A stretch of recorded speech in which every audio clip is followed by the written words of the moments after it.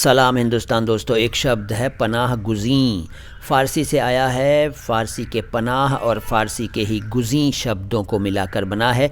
पनाह का मतलब होता है शरण और गुज़ी का मतलब चाहने वाला, पसंद करने वाला, मांगने वाला। पनाह मांगने वाला पनाह गुज़ी, शरण मांगने वाला पनाह गुज़ी, और शरणागत, शरणार्थी, रिफ्यूजी, असाइलम सीकर, बहुत सारे शब्द हैं इसके लिए, पनाह गुज़ी के लिए। एग्ज़ाम्पल, 1947 में भारत के बंटवारे के कारण लाखों लोगों को पनाह गुज़ी बनने पर मजबूर होना पड़ा। ये एक सच्चाई भी है और एग्ज़ाम्पल भी हो गया इस शब्द के लिए। अगला शब्द है हदीस। हदीस किसे कहते हैं जान लीजिए। वैसे बता चुका हूँ, फिर बता रहा हूँ। अरबी का शब्द है हदीस और इसका शाब्दिक अर्थ है परंपरा, ट्रेडिशन, रिवायत, और इसके अलावा इतिहास भी इसका एक अर्थ है और बयान यानी वर्णन भी इसका एक अर्थ है। एक अर्थ इसका कहानी भी है, बात भी इसका अर्थ है और नई चीज़ भी इसका एक अर्थ है। लेकिन आम तौर पर इसका जो अर्थ प्रचलित है वो ये है कि हज़रत मोहम्मद सल्लल्लाहु अलैहि वसल्लम की कथनी और करनी का जो वर्णन होता है उसे हदीस कहते हैं। यानी हज़रत मोहम्मद सल्लल्लाहु अलैहि वसल्लम जो कहते थे, जैसा करते थे, उन बातों का ज़िक्र हदीस है। हदीसों के कलेक्शन को किताबों के रूप में छापा गया है। इसके बाद एक शब्द है मुराद। अच्छा, हदीस के एग्जाम्पल की ज़रूरत है क्या? नहीं है ना। चलिए आगे चलते हैं। मुराद शब्द भी अरबी से आया है। ये नाम भी होता है। आपने रज़ा मुराद साहब का नाम सुना है, बड़े मशहूर एक्टर हैं रज़ा मुराद साहब। रामपुर के रहने वाले हैं और बहुत फिल्मों में काम किया है उन्होंने। और उनके वालिद साहब थे मुराद साहब, वो भी एक्टर थे। और पाकिस्तान में भी एक एक्टर हुए हैं वहीद मुराद नाम के। तो ये मुराद शब्द का नामों के रूप में इस्तेमाल बता दिया। इसका मतलब क्या होता है?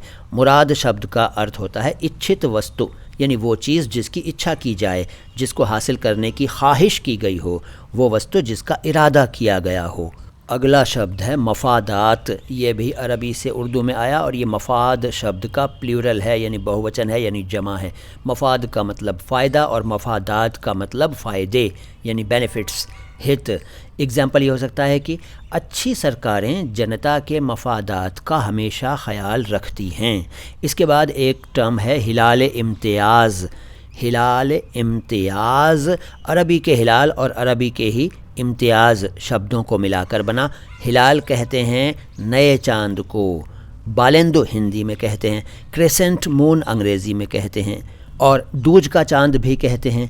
हिलाल, हिलाल के बाद इम्तियाज़। इम्तियाज़ का मतलब होता है ख़ास अंदाज़, ख़ासियत, अक़ल, श्रेष्ठता, शान, वरीयता, अभिमान, भेदभाव। ये सारे अर्थ हैं इम्तियाज़ के। इन दोनों शब्दों को मिलाकर बना हिलाल इम्तियाज़, यानी क्रेसेंट ऑफ एक्सीलेंस अंग्रेज़ी में कह सकते हैं।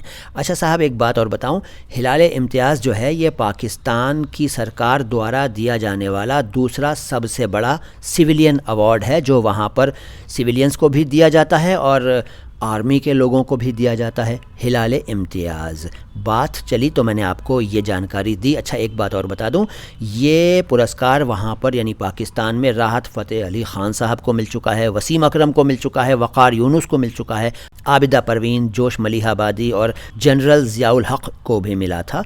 बहुत लोगों को मिल चुका है वहाँ पर। तो ये जानकारी कैसी लगी कमेंट बॉक्स में बताइए। अच्छी लगी है तो वीडियो को लाइक कीजिए, अच्छी नहीं लगी है तो डिसलाइक कर दीजिए, कोई टेंशन नहीं है। और चैनल को सब्सक्राइब ज़रूर कीजिए। मैं मोइन शम्सी हूँ। हमारे वीडियोज़ और हमारी प्लेलिस्ट्स को दूसरों से शेयर कीजिए। सलाम हिंदुस्तान।